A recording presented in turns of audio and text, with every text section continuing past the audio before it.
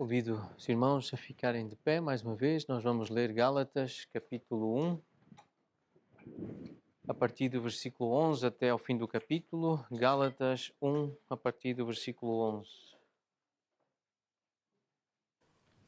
Faço-vos, porém, saber, irmãos, que o evangelho por mim anunciado não é segundo o homem.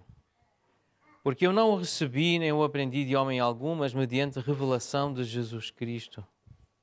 Porque ouvistes qual foi o meu proceder outrora no judaísmo, como sobremaneira perseguia eu a igreja de Deus e a devastava. E na minha nação, quanto ao judaísmo, avantajava-me a muitos da minha idade, sendo extremamente zeloso das tradições de meus pais. Quando, porém, ao que me separou antes de eu nascer e me chamou pela sua graça, aprouve revelar seu Filho em mim, para que eu o pregasse entre os gentios, sem detença não consultei carne e sangue, nem subi a Jerusalém para os que já eram apóstolos antes de mim, mas parti para as regiões da Arábia e voltei outra vez para Damasco. Decorridos 3 anos, então subi a Jerusalém para avistar-me com Cefas e permaneci com ele 15 dias. E não vi outro dos apóstolos senão Tiago, irmão do Senhor. Ora, acerca do que vos escrevo, eis que diante de Deus testifico que não minto. Depois fui para as regiões da Síria e da Cilícia. E não era conhecido de vista das igrejas da Judeia que estavam em Cristo. Ouviam somente dizer: aquele que antes nos perseguia, agora prega a fé que outrora procurava destruir. E glorificavam a Deus a meu respeito. Vamos orar. Ó Deus, a Tua palavra, ouvida, entendida por este homem, fez com que a sua vida fosse transformada. Foi o próprio Senhor Jesus que falou com ele, que o chamou, que se apresentou, que se revelou. E nós lemos e acreditamos como um facto, como realidade, como verdade, a transformação deste homem. Estamos aqui, Senhor, a ler a Tua palavra inspirada, a Tua palavra santa, poderosa, com esta mesma convicção de que Tu podes transformar vidas hoje. Tu podes continuar a transformar as nossas vidas, a santificar-nos, a purificar as nossas mentes, nossos desejos, para sermos cada vez mais como o Teu Filho. Este é o nosso pedido, queremos ser mais como Ele, e é nesse nome que nós oramos. Amém. Tenham a bondade de se sentar. Este texto que nós lemos mostra como este homem passou de terrorista a evangelista. Ele conta a história dele aqui de forma bem rápida, bem breve. Ele afirma que a sua mensagem, o evangelho, o seu evangelho, não é segundo o homem, não aprendeu com nenhum homem, mas recebeu de Deus. Não é humanismo, não é uma mensagem para agradar a homens, é algo que vem de Deus e ele fala para agradar a Deus. E conta então, ele partilha como esse Deus transformou a sua vida. A primeira parte, estes primeiros versículos, mostram a origem da mensagem de Paulo e a parte final deste capítulo mostra a transformação que ocorreu na vida dele. Antes da conversão, ele era necessitado da graça, portanto, um perseguidor, um terrorista, a palavra assolar, fazer mal, prender, matar. Ele espalhava o terror antes da conversão, ele estava carente, necessitado da graça de Deus. Depois ele conta nos versículos 15 e 16, parte inicial do versículo 16, a sua conversão, e ele diz que foi obra do Senhor. É a obra da graça de Deus na vida dele. E a partir da segunda parte do versículo 16, o que ele começou a fazer depois de convertido, como crente, o seu serviço de fidelidade a Jesus, fazer o que Jesus mandou fazer, o que o chamou para fazer, a missão que lhe entregou, ele começou a fazer e passa a ser então um evangelista, um pregador. Ele prega o evangelho. Mas considerando os primeiros versículos sobre a origem da mensagem de Paulo, nos versículos 11 e 12, Paulo declarou que a sua mensagem e o seu ministério eram de origem divina. Ele não inventou o Evangelho, nem o recebeu de homens. Ele recebeu o Evangelho do próprio Senhor Jesus Cristo. Tanto a sua mensagem como o seu ministério apostólico foram dados por Deus. Portanto, qualquer pessoa que acrescentasse qualquer coisa ao Evangelho que Paulo tinha recebido do Senhor Jesus, corria o risco do julgamento divino. Porque esse Evangelho foi dado do céu pelo próprio Senhor Jesus. Em 1 Coríntios 15, nesse texto que está aqui projetado, aparece um resumo dessa mensagem. E ele usa, nessa carta aos Coríntios, uma linguagem muito semelhante àquele que usou na carta aos Gálatas. Ele diz: irmãos, eu venho lembrar-vos o Evangelho que eu vos anunciei, o qual recebestes e no qual ainda perseverais. Não estava a estranhar que os coríntios se tivessem afastado, ou que tivessem rapidamente deixado o verdadeiro Evangelho. Ele sabia que os irmãos de Corinto ainda perseveravam naquele Evangelho que ele pregou, que ele anunciou.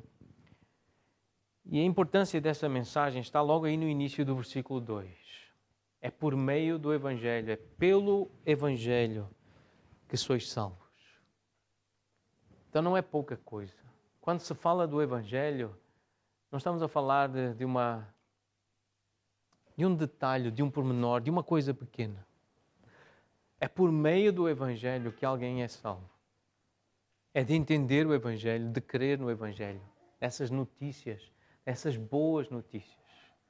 Então esta é uma frase muito importante. Por ele, pelo Evangelho, sois salvos. O Evangelho é Jesus. É a morte de Jesus, é a ressurreição de Jesus. É o perdão que Ele dá. É a obra santificadora de Jesus. É por meio de Cristo, da sua mensagem, da sua obra, é por meio da história de Jesus, do que Ele fez, que alguém pode ser salvo. E sois salvos se retiverdes a palavra tal como vos-la preguei. Sem acrescentar nada, sem retirar nada. A salvação é pelo Evangelho, mas pelo verdadeiro Evangelho, sem acréscimos, sem lacunas. O Evangelho, como foi dado por Jesus aos apóstolos e da forma como os apóstolos anunciaram às igrejas.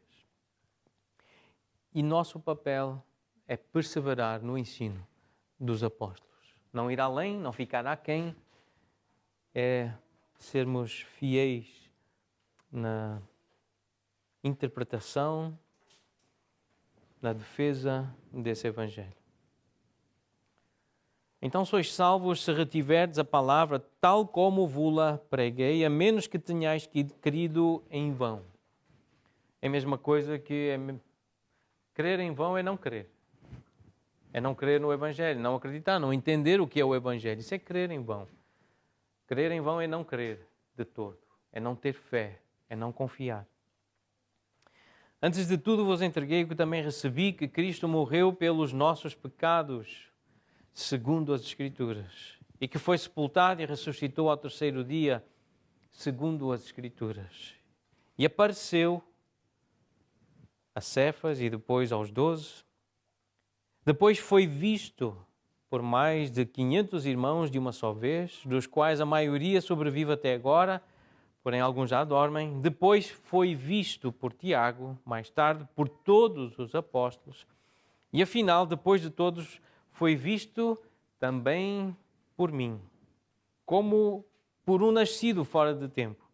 Porque eu sou o menor dos apóstolos, que mesmo não sou digno de ser chamado apóstolo, pois persegui a igreja de Deus. Mas, pela graça de Deus, eu sou o que sou. E a sua graça que me foi concedida não se tornou vã. Antes trabalhei muito mais do que todos eles, todavia não eu, mas a graça de Deus comigo. Portanto, seja eu ou sejam eles, assim pregamos e assim crestes.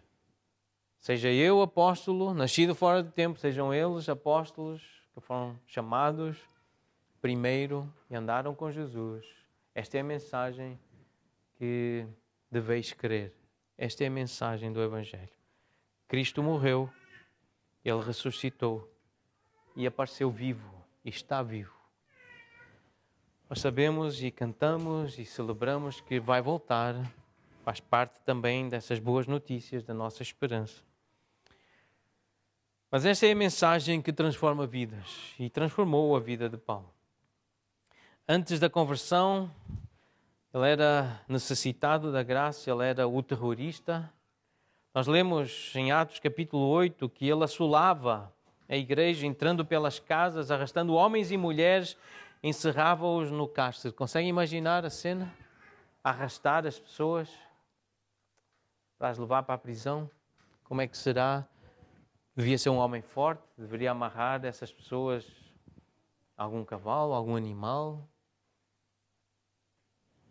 Uma imagem de violência, esse verbo assolar, é tratar com injúria, envergonhar, causar vergonha, é arruinar, é uma tentativa de acabar com alguma coisa que essa pessoa tenha de valor, de bom. Esse era Saulo de Tarso, o fariseu.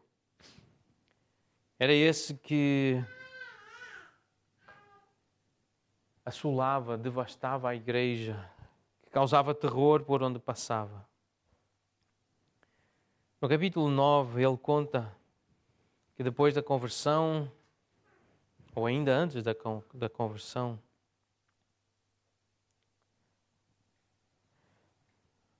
ele negava, antes da conversão, ele negava Jesus, ele não acreditava em Jesus, mas depois que teve aquele encontro com Jesus, Atos 9 conta essa experiência desse encontro e diz que logo a seguir a esse encontro ele começou a pregar. Mas o que era dito sobre ele e a surpresa, pessoas, aí usa a expressão atônitas, as pessoas ficavam atônitas, ficavam surpreendidas, chocadas e diziam, versículo 21, não é este o que exterminava em Jerusalém os que invocavam o nome de Jesus? O que é que ele veio para aqui fazer senão levar amarrados os crentes para serem julgados pelos sacerdotes, serem apedrejados, serem mortos? O que tinha acontecido com Estevão por ser crente, por ser um seguidor de Jesus? Palavra forte também aí, exterminar, destruir, deitar abaixo, derrubar. Literalmente é acabar, matar. Essa era a fama desse homem. Era isso que ele fazia antes do encontro com Jesus. Ele próprio conta, no capítulo 26, ele volta a contar o seu testemunho. A partir do versículo 9 diz, a mim me parecia que muitas coisas devia eu praticar contra o nome de Jesus, o Nazareno. Ele estava convencido que ele devia atacar Jesus. Ele devia falar mal de Jesus. Ele devia, portanto, tratar mal todas as pessoas que se identificassem com Jesus. E assim eu procedi em Jerusalém. Havendo eu recebido a autorização dos principais sacerdotes, encerrei muitos dos santos nas prisões. E contra estes eu dava o meu voto quando os matavam. Muitas vezes os castiguei por todas as sinagogas, obrigando-os até a blasfemar. E demasiadamente enfurecido contra eles, mesmo por cidades estranhas, eu os perseguia. Ele não sossegava. Ele queria acabar com todas as pessoas que se identificassem com Jesus. Ele não parava. Ele ia atrás. Ele queria destruir, ele queria matar. Ele disse, mata, é esse aí, mata. É para matar. Esta era a atitude deste homem. Um terrorista. E depois quando ele entende o Evangelho, e não são poucas as vezes que ele menciona esse facto, mas na primeira carta que ele escreve a Timóteo, ele diz no capítulo 1, versículo 12, eu sou grato para com aquele que me fortaleceu, que é Cristo Jesus, o nosso Senhor, que me considerou fiel, designando-me para o ministério, e a mim que noutro tempo. E aqui dá para ver, dá para sentir esse tom de surpresa, de encanto, de humildade também, de humilhação. Mas essa expressão de surpresa e de louvor, porque ele sabe o que era. Ele sabe qual era a sua índole, ele sabe os sentimentos que tinha. E ele diz, noutro tempo eu era blasfemo, perseguidor, insolente, arrogante. É isso que significa. Mas eu obtive misericórdia, pois o fiz na ignorância, na incredulidade. Transbordou a graça do nosso Senhor com a fé e o amor que há em Cristo Jesus. É isto que muda vidas. É entender o amor de Jesus, é entender o amor de Deus que há na mensagem da cruz. É meditar na mensagem da cruz, é falar sobre o que Jesus fez, porquê que fez. Então, não dá para menosprezar e desvalorizar algo tão grande como é o Evangelho e a salvação.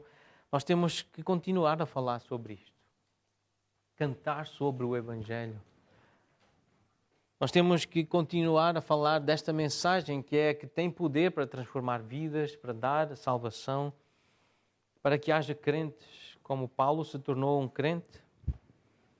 Mas ele reconhece que a conversão depende da intervenção de Deus. Não apenas envolve a palavra, o Espírito, mas depende. Ninguém é salvo por querer ser salvo, por desejar, por buscar ser salvo. É Deus que faz, foi Deus que fez com Paulo. O próprio Paulo ensina que é Deus que faz. Diz o versículo 15, numa outra versão, na Nova Versão Internacional, tem esta expressão, mas Deus me separou desde o ventre materno e me chamou por sua graça. Este mas. Existem alguns mas na Bíblia que são muito especiais. Este é um deles. Não está na Almeida Revista e Atualizada, mas está na NVI. Mas Deus. E esta tradução faz-nos lembrar outros versículos em que esta conjunção adversativa, este mas, destaca esta mensagem tão preciosa e importante. Efésios 2, versículo 4, na nossa versão que estamos a usar aqui, diz, mas Deus, sendo rico em misericórdia, por causa do grande amor com que nos amou. Mas Deus fala da perdição, fala da necessidade de serem salvos os homens, mulheres, mortos em delitos e pecados. E depois o versículo 4 diz, mas Deus. A mesma coisa aparece em Tito, capítulo 3, mas na nova versão transformadora. Nem todas as versões traduzem da mesma forma esta conjunção, mas a NVT coloca, mas quando Deus, nosso Salvador, revelou a sua bondade e o seu amor, então houve salvação. É quando Deus age, é quando Deus intervém que há salvação. Deus interviu na situação e na história, ou interveio na história, na situação de Paulo, e ele passou a ser crente. Ele reconheceu a obra da graça de Deus na vida dele. Então, esta expressão, mas Deus, é uma palavra de esperança maravilhosa. Deus continua a intervir. Ele continua a vir ao encontro de seres humanos como nós. Continua a enviar a sua palavra. E quer nos sarar. Ele quer nos curar. Ele quer nos ressuscitar. É por meio da palavra, por meio do Evangelho, do que estamos a cantar, do que estamos a celebrar, do que oramos, do que lemos na Bíblia. Esta é a mensagem que transforma vidas. Esta é a mensagem que nos dá a esperança da ressurreição para a vida eterna. E como é a salvação? Versículo 16 tem esta ideia, aprove revelar o seu Filho em mim. O que é que nós podemos aplicar da vida de Paulo depois da conversão? Nós sabemos que Cristo habita em nós, com base em outros versículos, como em Gálatas 2, no capítulo 2, mais à frente, versículo 20, ao descrever o que é a salvação, Paulo diz, Cristo vive em mim. O mistério da conversão é que depois de virmos para Cristo, depois de recebermos esse chamamento, esse convite, há um novo eu, há um novo nascimento. Uma nova natureza surge. E já não sou eu quem vive, diz Paulo, mas Cristo vive em mim. Há uma nova identidade e uma nova fonte de poder, de autoridade sobre o pecado, sobre a maldade, sobre as coisas impossíveis para os homens e mulheres, mas para Deus e para Jesus, tudo é possível. Ele tem toda a autoridade foi dada no céu e na terra. Então é esse Cristo, é o Filho que vive. Aprove revelar o seu Filho em mim. A conversão envolve e depende dessa presença de Cristo, do Espírito dele em nós. E sem Cristo, sem a mente de Cristo, sem o Espírito de Cristo, não há salvação. Pode haver religiosidade, moralidade, ética, mas não há salvação. Não há vida eterna. É Cristo que dá a vida eterna. Não há outro caminho, não há outro tipo de fé, não há alguma religião no mundo, nenhum conjunto de regras, de rituais que possam salvar a humanidade. É Cristo o único. Ele é o Salvador, não há outro.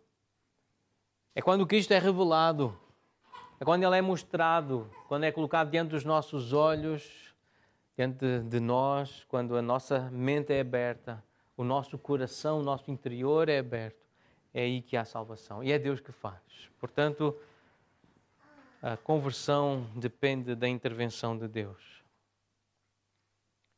E assim, Paulo foi convertido e tornou-se o evangelista. E nós lemos a partir da segunda parte do versículo 16, essa resposta a Jesus, sendo fiel a Jesus.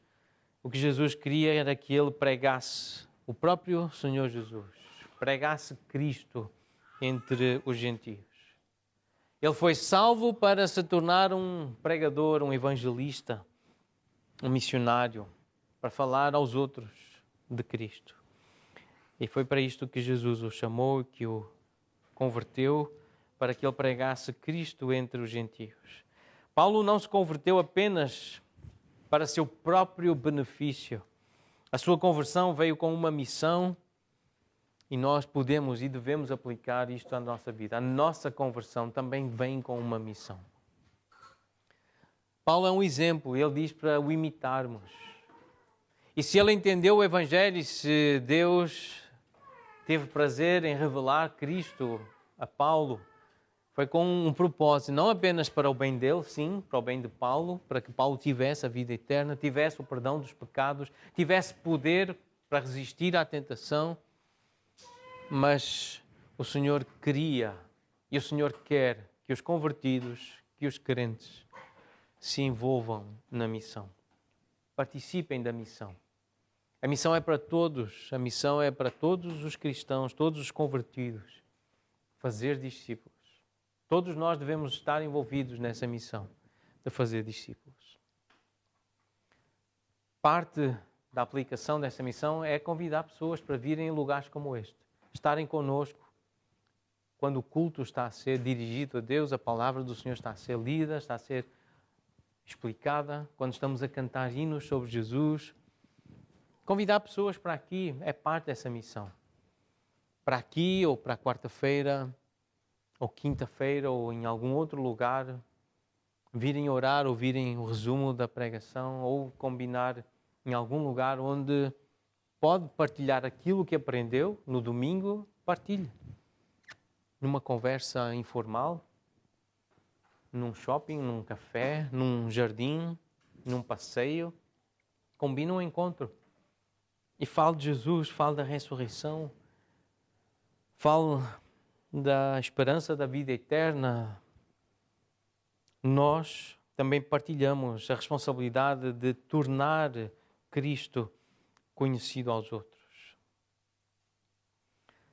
A conversão de Paulo veio com uma missão, a nossa também vem. Pedro, ele diz em 1 Pedro, no capítulo 2, versículo 9, sois raça eleita, está a falar para crentes, está a falar para homens e mulheres como nós, não apenas judeus. mas chama de sacerdócio real, nação santa, povo de propriedade exclusiva de Deus, a fim de proclamar as virtudes daquele que chamou das trevas para a sua maravilhosa luz. Esta é a missão que nós temos, falar de Cristo, das virtudes dele, do caráter dele, da bondade dele. Esta é a nossa missão, o nosso trabalho. E um lindo texto está no Salmo 67, versículos 1 e 2. Seja Deus gracioso para conosco e nos abençoe e faça resplandecer sobre nós o rosto. Como nós queremos isto, ser abençoados, que o Senhor olhe para nós com favor, com graça, com bondade, com generosidade.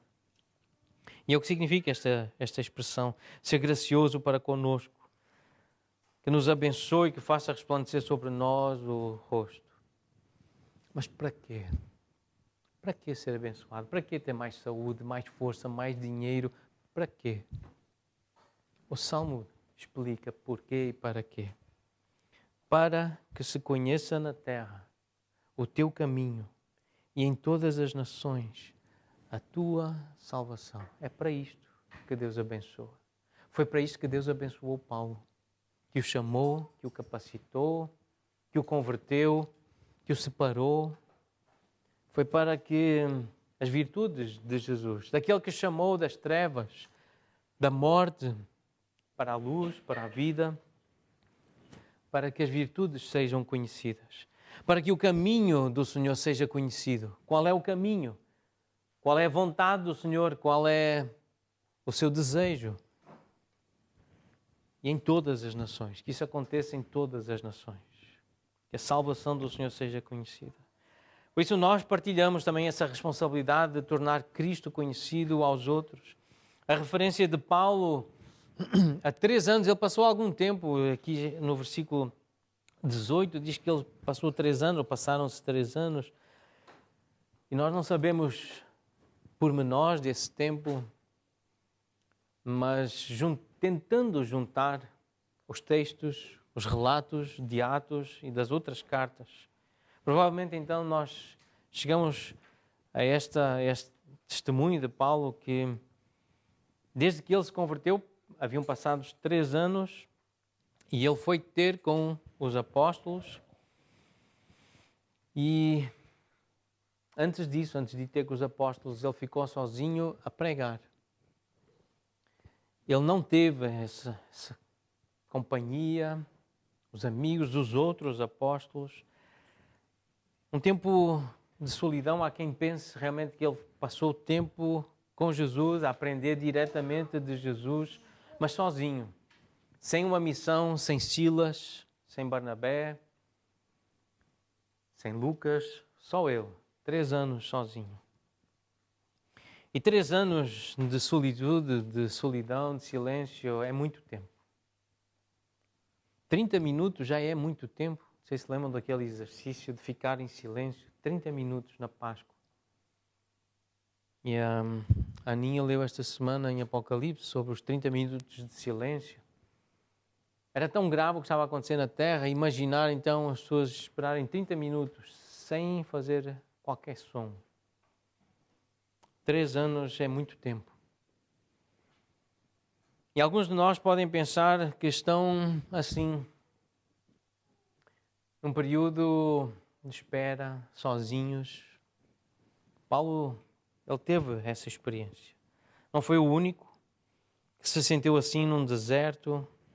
Algumas pessoas na Bíblia, como Moisés, Neemias, Jesus, vários profetas, passaram por experiências assim, por anos de silêncio, por momentos em que não tinham amigos, não tinham companheiros, estavam sozinhos. E o tempo de espera, embora nos faça ficar angustiados, agoniados, mas se somos do Senhor, se somos crentes, não é um tempo perdido. Um tempo de espera para um crente não é tempo perdido. Deus não desperdiça nada na vida dos seus eleitos, dos seus servos. E no versículo 22, Paulo diz que as igrejas na Judeia não o conheciam pessoalmente, apenas tinham ouvido que aquele antigo perseguidor, aquele terrorista, era agora um pregador, era agora um evangelista. Ouviram que ele agora estava a pregar a fé que havia tentado destruir no passado, versículo 23. E por causa disto, diz Paulo, glorificavam a Deus a meu respeito. Ouviram falar. Não era Paulo que estava a dizer, mas o que é certo é que ele estava comprometido com Cristo, com a pregação. Ele não tinha ainda uma missão para sair, como depois a igreja de Antioquia lhe veio a dar, com Barnabé, com Marcos, mais tarde com Silas, com Lucas. Mas ele já estava a pregar sobre Jesus, ele já estava a anunciar aquilo que ele tinha recebido, ele já estava a partilhar. E levou os irmãos a glorificar, a dar glória a Deus, a louvar a Deus por causa de Paulo. Quando pensavam em Paulo, glorificavam a Deus, davam glória a Deus, louvavam o Senhor. O que nós conhecemos da cultura judaica é que Paulo, como um rabino, um fariseu, ele tinha a possibilidade de receber toda a glória que, como homem, desejava, o respeito, a admiração, a submissão de outras pessoas, o apreço. Homens e mulheres querem isto, querem reconhecimento, querem apreço, querem glória. Os seres humanos querem glória. E Paulo estava numa posição de poder receber glória de homens, de receber elogios, o apreço das pessoas. A forma como ele foi educado, as capacidades que ele tinha, o estatuto que ele rapidamente chegou. Ele diz, eu avantajava-me a todos da minha idade. Eu estava à frente. Eu estava acima de todos os da minha idade. Contudo, o que ele estava a fazer, com essa preeminência, com esse destaque todo, não estava a agradar a Deus. Pelo contrário. Ele entendeu que o homem foi criado para glorificar a Deus. Não buscar glória para si, não para ser ele o destaque. E nós sabemos como Deus é zeloso com a sua glória. Isaías 43, versículo 7, nós lemos: todos os que são chamados pelo meu nome, os que criei para a minha glória, eu os formei, eu fiz para que me deem glória. Isso está em Isaías 43, versículo 7. O homem foi criado para glorificar a Deus e o homem é salvo para glorificar a Deus. É o que lemos em 1 Coríntios 6, versículos 19 e 20. Acaso não sabeis que o vosso corpo é santuário do Espírito Santo que está em vós, o qual tendes da parte de Deus e que não sois de vós mesmos, porque fostes comprados por preço. Agora, pois, glorificai a Deus no vosso corpo. Nós fomos salvos para glorificar a Deus. Fomos criados para ter uma missão, mas também para saber conduzir as nossas decisões, usar os membros do nosso corpo, os nossos pensamentos, de uma forma que o Senhor seja glorificado. Glorificai a Deus no vosso corpo. A forma de vestir, de falar, de comer, glorificai a Deus. O homem foi criado para a glória de Deus. O homem é salvo para a glória de Deus. São muitas as referências nas cartas de Paulo à glória de Deus, e em tudo o que fizermos devemos fazer, procurar fazer para que Deus seja reconhecido em nós. Para que as pessoas se lembrem de nós ou que olhem para nós e que nos gloriem com Deus. É que glorifiquem a Deus. Se veem algo de bom, que saibam que aquilo vem do Senhor. Dar glória a Deus sempre foi um motivo convincente na vida, no ministério de Paulo. Já aqueles homens, os judaizantes, que é esse grupo de homens com quem Paulo está a lidar nesta carta, eles estavam interessados na sua própria glória. Nós sabemos disso no decorrer da carta, mas se quiserem dar uma olhada no capítulo 6 de Gálatas, versículos 12 a 14, fica bem claro eles a querem chamar para si o louvor, a glória, a atenção. Gálatas 6, de 12 a 14. É por isso que eles estavam a tentar roubar os convertidos de Paulo, a afeição, o respeito daqueles homens, aquelas mulheres que tinham sido convertidos pelo ministério de Paulo, através do ministério de Paulo, e estavam a querer desviá-los do caminho certo, do evangelho verdadeiro. Se Paulo estivesse interessado em glorificar a si mesmo, Ele poderia ter continuado a ser um rabino judeu. Provavelmente ele ia tornar-se o sucessor de Gamaliel. Contudo, ele foi apanhado por esta missão e por este propósito de dar glória a Deus. O que é que agrada ao Senhor? Como é que Deus é melhor conhecido através da minha vida, do meu trabalho? E é isso que deve também motivar as nossas vidas. Eu li esta semana a história de um grande pregador, um homem que marcou, que influenciou muita gente. O nome dele é Charles Haddon Spurgeon. Ele viveu em Inglaterra e quando ainda era um jovem pregador, bem novinho, ele começou a pregar muito cedo, adolescente ainda. Mas o pai dele chamava-se John Spurgeon, era pastor também. Mas ele sugeriu que o filho, Charles, fosse para a faculdade, para um colégio, uma escola, para ganhar destaque. As escolas, as universidades dão esse destaque também. É formado onde? Muitas vezes fazem essa pergunta. Qual é a escola onde se formou? E o conselho do pastor John, o pai de Charles, era que ele deveria ir para uma faculdade antes de se entregar ao ministério pastoral e à pregação, que já estava identificado o dom dele, a capacidade que ele tinha de oratória. Então, o pai ajudou a combinar um encontro com o Dr. Joseph Angus. Ele era o diretor, na altura o colégio chamava-se Stepney College. E mais tarde tornou-se o Regent Park College. Está ligado à Universidade de Oxford. Então era um dos melhores na altura. Ainda hoje há muita fama nesta escola, neste colégio.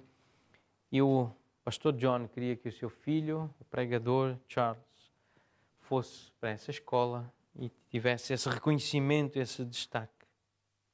Então marcaram um encontro com o Dr. Joseph e ficou marcado na casa de um senhor chamado Macmillan, em Cambridge. E Spurgeon chegou lá à hora marcada. Esperou durante 2 horas, mas o doutor não apareceu. Quando ele, depois de esperar tanto tempo, foi perguntar pelo Dr. Joseph, disseram que ele estava numa outra sala, à espera dele, mas como ele não vinha, decidiu ir embora porque tinha outro compromisso. Então os dois vão à espera do outro durante 2 horas e não se encontraram e ele ficou desapontado, ficou triste, cabisbaixo. Mas ele saiu porque tinha um compromisso de pregar num outro lugar. Enquanto ia para esse lugar, a pensar no que iria pregar, ele diz que ouviu claramente uma voz que lhe dizia assim: e procuras tu grandezas, não as procures. E procuras tu grandezas, não as procures. Ele tinha lido Jeremias 45. Jeremias 45, versículo 5, tem estas palavras: e procuras tu grandezas, não as procures. A partir daquele momento, Spurgeon, foi naquela hora, ele determinou, ele decidiu fazer a vontade de Deus para a glória de Deus, não para ele ser preeminente, para ele ser destacado, conhecido, reconhecido pela sociedade. Ele ali naquele momento, ao sair daquela sala, ele disse: eu quero viver para a glória de Deus. E Deus abençoou de uma forma extraordinária. E a história de Paulo é uma história que mostra como Deus gosta de salvar pessoas más, como nós. Ninguém está fora do alcance da sua maravilhosa graça. Ninguém. Deus alcançou Paulo, Deus pode alcançar qualquer um de nós, dos nossos filhos, os nossos parentes, vizinhos, motoristas que andam por aí. A história de Paulo é uma história que mostra que Deus gosta de salvar pessoas más. E essa mensagem, ela só pode vir de Deus e de um Deus bom. O Evangelho não é um bom conselho de um homem, O Evangelho é a boa notícia de Deus. Por isso, citando um livro que se chama Exaltando Jesus, em Gálatas, os irmãos David Platt e Tony Merida, eles escreveram assim: alegra-te com o Evangelho. Em Cristo tu encontras o que o teu coração sempre desejou encontrar. Nenhum outro amor é tão grande, nenhuma outra esperança é tão segura, nenhum outro perdão é tão completo, nenhuma outra alegria é tão profunda, nenhuma outra liberdade é tão libertadora, nenhuma outra paz é tão doce. E tudo isso é encontrado na graça que está em Cristo Jesus. E é por isso que nós damos graças e glória a Deus.